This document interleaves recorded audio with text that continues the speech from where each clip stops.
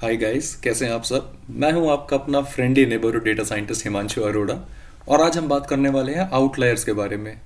तो आउटलायर्स होते क्या है, पहले थोड़ा सा ये देख लेते हैं। So outliers are those points which lie majorly distant to majority of your data. आसान शब्दों में बताऊं तो आउटलायर्स वो डेटा पॉइंट्स होते हैं जो आपकी बाकी पूरे डेटा से काफ़ी अलग या काफ़ी हटके लाई करते हैं। अब आउटलायर्स आते क्यों हैं, या अगर आते हैं तो हमें पता कैसे चलता है कि कौन सा डेटा पॉइंट आउटलायर है। एंड एक बार पता चल भी गया तो उनका करेंगे क्या, इसी बारे में आज हम चर्चा करने वाले हैं। तो आइए शुरू करते हैं ये वीडियो। इस टॉपिक को समझाने के लिए हम जिस डेटा का यूज़ करेंगे वो है हमारा अपना सुपर हीरो डेटा फ्रेम, जिसके अंदर दो कॉलम्स लिए हैं हमने। एक है एज कॉलम, जहाँ पे हमने हर यूज़र की एज रिकॉर्ड की है, और दूसरा है कॉलिंग मिनट्स कॉलम, जहाँ पे हमने रिकॉर्ड किया है कि हर यूज़र ने पर मंथ टोटल कितने मिनट्स किसी से बात करी। ये हाइपोथेटिकल डेटा है तो प्लीज़ सीरियस मत होना इसको लेके। अब आउटलायर्स देखते हैं। जैसे कि मैंने बताया कि आउटलायर्स वो डेटा पॉइंट्स होते हैं जो आपके मेजॉरिटी ऑफ डेटा से अलग लाई करते हैं। तो गाइस हमें पता कैसे चलेगा? सबसे आसान तरीका है देख कर, राइट। तो हम क्या करेंगे, हम यूज़ करेंगे स्कैटर प्लॉट। हमने क्या किया, हमने अपना एज कॉलम लिया और उसको हमने प्लॉट कर लिया। हमें क्लियरली दिखाई दे रहा है कि दो ऐसे डेटा पॉइंट्स हैं, data point 1 and data point 2, जो पूरे डेटा से काफ़ी डिस्टेंस पर लाई कर रहे हैं। तो हम इजीली बोल सकते हैं ये आउटलायर्स हैं। बट काम यहाँ पे ख़त्म नहीं हुआ, हमें पता है आउटलायर्स हैं, बट ये क्यों है, किस वजह से हैं, किस टाइप के आउटलायर्स हैं, वो जानना भी थोड़ा इंपॉर्टेंट है। तो गाइस जैसा कि मैंने बताया, ये हमारा एज कॉलम है। एंड अगर मैं इन दो वैल्यूज़ को देखूँ तो मुझे पता चलेगा, पहला डेटा पॉइंट कह रहे हैं कि एज 300 से क्रॉस है, यानी कि 300 साल से बड़ा इंसान है कोई। एंड दूसरे डेटा पॉइंट्स कह रहे हैं -150, और टू बी प्रिसाइज -170 ईयर्स का दूसरा इंसान है। तो या तो हमने एज रिडक्शन एंड इमॉर्टैलिटी का फॉर्मूला आइडेंटिफाई कर लिया है, या फिर ये डेटा पॉइंट्स ही गलत है। इट्स नॉट पॉसिबल कि कोई 300 प्लस और -170 साल का हो। सो या तो आपके डेटा कलेक्शन के टाइम पे आपका सिस्टम कैलिब्रेशन इशू है, या फिर अगर आपने मैनुअली डेटा कलेक्ट किया है तो किसी यूज़र ने गलती से गलत डेटा डाल दिया, डेलिबरेटली गलत डेटा डाल दिया है। इन एनी सिनेरियो, यहाँ आपके जो आउटलायर्स हैं वो आपको बता रहे हैं कि डेटा गलत है, ये there is some error in the data. तो इसको आपको पता चल गया कि स्कैटर प्लॉट से कैसे देखना है। आगे बढ़ते हैं। दूसरा तरीका है Z score. Guys Z score बहुत ईजी होता है, आपको कुछ नहीं करना। आप अपना डेटा पॉइंट लेंगे, उसमें से अपने पूरे डेटा की मीन को सब्ट्रैक्ट करेंगे, एंड इस टोटल वैल्यू को आप डिवाइड कर देंगे अपने डेटा की स्टैंडर्ड डेविएशन से। दैट्स इट, आपका जेड स्कोर आ गया। थियोरी ये कहती है कि आपका जो भी जेड स्कोर आएगा वो -3 से +3 के बीच में लाई करना चाहिए। अगर किसी भी डेटा पॉइंट का जेड स्कोर -3 से कम है या +3 से ज़्यादा है, तो वो पॉइंट आउटलायर हो गया। अब फॉर्मूला काफ़ी सिंपल है, हम कैलकुलेट भी इसको काफ़ी इजीली कर सकते हैं। हमने क्या किया, हमने एज कॉलम का मीन और स्टैंडर्ड डिविएशन निकाला, हर डेटा पॉइंट में से मीन सब्ट्रैक्ट करके स्टैंडर्ड डिविएशन से डिवाइड कर दिया, हमें मिल गया जेड स्कोर। अगर आप लोगों को ये नहीं करना, आपको थोड़ा सा टाइम बचाना है और आप चाहते हो कि आपका 5 सेकंड पहले काम हो जाए, तो हमारे पास scipy.stats करके लाइब्रेरी होती है। उसके थ्रू आप किसी भी कॉलम का जेड स्कोर डायरेक्टली कैलकुलेट कर सकते हैं, जैसे हमने यहाँ पे किया है। stats.z स्कोर से हमने एज और कॉलिंग मिनट्स दोनों कॉलम का जेड स्कोर निकाल लिया। अब एक बार जेड स्कोर आ गया तो हमें कुछ नहीं करना, हमने बस ये देखा कि किसी भी डेटा पॉइंट का जेड स्कोर जो है, क्या वो 3 से बड़ा है, उसकी एब्सोल्यूट वैल्यू। अब या तो मैं -3 से कम एंड +3 से बड़ा देखूं, या फिर मैं एब्सोल्यूट वैल्यू को +3 से बड़ा देख लेता हूँ, one in the same thing. तो मैंने वही किया। हमें पता चल गया कि कौन से डेटा पॉइंट्स ऐसे हैं जिनका जेड स्कोर, जिनका एब्सोल्यूट जेड स्कोर 3 से बड़ा है। हमने उसे प्लॉट कर दिया। अब जो ऑब्जर्वेशन हमने पहले की थी वही सेम ऑब्जर्वेशन हम दोबारा देख सकते हैं। 2 पॉइंट्स रेड मार्क्ड हैं, यानी कि यही 2 पॉइंट्स आउटलायर्स है, जो हमें पता था पहले से ही। But a new thing is, जब हमने सेम चीज़ कॉलिंग डेटा पे लगाई तो हमें पता चलता है कि कॉलिंग डेटा में भी एक आउटलायर है। अब guys majority of the calling data lies between 0 to 600, यानी कि मेजॉरिटी ऑफ लोगों ने 0 से लेकर 600 मिनट बात करी है एक मंथ में। बट एक यूज़र ऐसा है जिसने 1000 मिनट तक बात करी है। आउटलायर है, बट क्या ये गलत डेटा पॉइंट है? क्या ये भी एरर से जनरेट हुआ है, हमें इसको रिमूव कर देना चाहिए? Not exactly. It is quite possible कि ये जेन्युइन डेटा पॉइंट हो। अब 99.9% लोग अगर 500 मिनट तक बात कर रहे हैं, दैट डज नॉट मीन कोई एक इंसान 1000 मिनट बात नहीं कर सकता, right. So this is an outlier, but this could be a genuine data point. आप इसको डायरेक्टली डिस्कार्ड नहीं कर सकते एज वाली वैल्यूज़ की तरह। आगे बढ़ते हैं। नेक्स्ट वे बाय विच हम आउटलायर्स को डिटेक्ट कर सकते हैं वो है IQR और इंटर क्वार्टाइल रेंज। नाम जितना डिफिकल्ट है काम उतना ही ईजी है।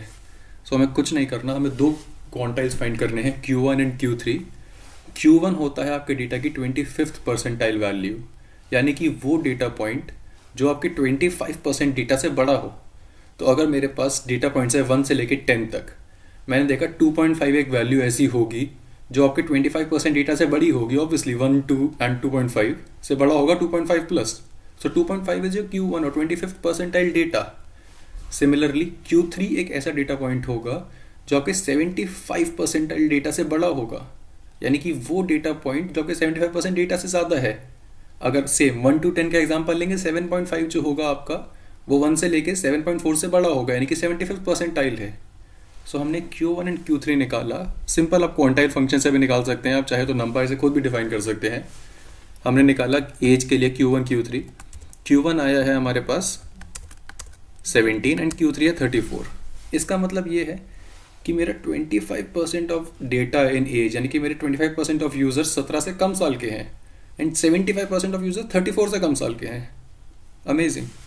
अब हमने निकाला IQR। IQR क्या है? IQR कुछ नहीं है, Q3 minus Q1 is IQR।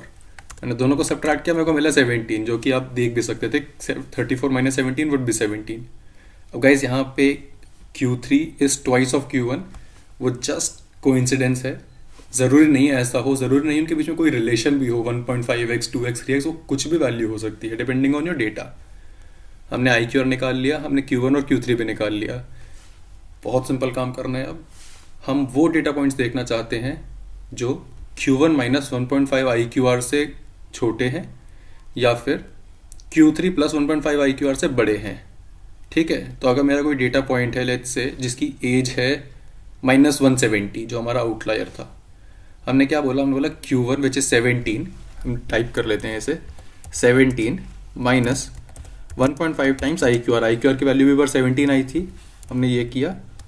अब देखते हैं इसका आंसर क्या आता है। ये इक्वेशन का वैल्यू क्या है? -8.5। तो जो भी वैल्यू या जो भी एज -8.5 से कम होगी या फिर Q3 प्लस 1.5 टाइम्स IQR, ये वैल्यू क्या है देख लेते हैं दोबारा। IQR में डाला 17 एंड Q3 में डाला 34, यानी कि 59.5। तो जो भी डेटा पॉइंट्स -8.5 से कम है उम्र में और 59.5 से ज़्यादा है उम्र में, वो आउटलायर्स हैं। हमने इसको रन किया, देख लेते हैं आउटलायर्स 310, 65, 65 माइनस 170। जैसा हमने चेक किया था, ये तीनों वैल्यूज़ हमारी 59.5 से बड़ी हैं, तो ये Q3 प्लस 1.5 IQR से ऊपर जा रही हैं एंड -170 हमारा Q1 माइनस 1.5 IQR से नीचे आ रहा है। अब आप बोल सकते हैं कि 65 तो जेन्युइन एज है, हो सकता है। आउटलायर्स आपको ये तो बता ही नहीं रहा कि आपका डेटा ही गलत है, वो तो ये बता रहा है कि बस ये data point majority of data से अलग है on some basis, that's it. अब आपको ये भी पता चल गया आउटलायर्स कौन से हैं। And again it goes without saying, जो भी डेटा पॉइंट्स इस रेंज के अंदर लाई करेंगे वो नॉर्मल डेटा पॉइंट्स होंगे या नॉन आउटलायर्स। हमने क्या किया? हमने चेक किया स्कैटर प्लॉट पे, तो हमें ये दिखाई दे रहा है कि ये दो डेटा पॉइंट्स तो कॉमन हैं ही एज में, जो हर बार ही आउटलायर होते हैं, बट IQR ने बोला 65 वाले भी दो हैं ऐसे। ठीक है, आगे बढ़ते हैं। लास्ट जो हम डिस्कस करने वाले हैं आउटलायर डिटेक्शन का, वो है box plot. Guys box plot बहुत ईजी है, कुछ नहीं करना। आपने बॉक्स प्लॉट एक फंक्शन होता है मैटप्लॉटलिब में, आपने यूज़ किया, आपने अपने डेटा को प्लॉट किया। ये हमें बताता है कि ये जो सेंटर लाइन है दिस इज योर मीडियन। ये है आपके अपर क्वांटाइल, ये है लोअर क्वांटाइल। ये हो गया IQR plus 1.5 IQR plus Q3 and ये हो गया Q1 माइनस 1.5 IQR। तो जो भी वैल्यू आपकी इस लाइन के ऊपर या इस लाइन के नीचे लाई करेगी वो आउटलायर है। हमें दिखाई दे रहा है कि एक ही सिंगुलर वैल्यू है ऐसी कॉलिंग में जो आउटलायर है, क्योंकि वो या तो इसके ऊपर है या इसके नीचे है, जो हमें पहले से ही पता था 1000, जहाँ पर 1000 मिनट्स किसी ने कॉलिंग करी है वो आउटलायर है, वो हमें दिख गया, यहाँ पर भी कंफर्म हो गया। अब हमें यह पता चल गया कि हम आउटलायर्स डिटेक्ट कैसे करेंगे। अब देखते हैं कि उनको ट्रीट कैसे करना है। सो treatment is also Fairlie simple. It will depend upon आप क्या प्रॉब्लम सॉल्व करने का ट्राई कर रहे हैं। अब माई पर्सनल ओपिनियन इज, अगर आपके पास ऐसा कोई डेटा पॉइंट है कॉलिंग वाला जहाँ पे आपको लग रहा है कि एक डेटा पॉइंट आउटलायर है, I personally won't recommend removing it और doing anything to it, because हो सकता है नियर फ्यूचर में भी आपके पास ऐसे डेटा पॉइंट्स आए जहाँ पे लोगों ने अपने कॉलिंग मिनट्स बढ़ा दिए हों। आज वो लोग 500 मिनट्स तक बात कर रहे हैं, कल को वो 800 मिनट्स भी करेंगे, 1500 मिनट्स भी करेंगे, so on and so forth. So you have to make a judgement call, but apart from that that's my recommendation and my call.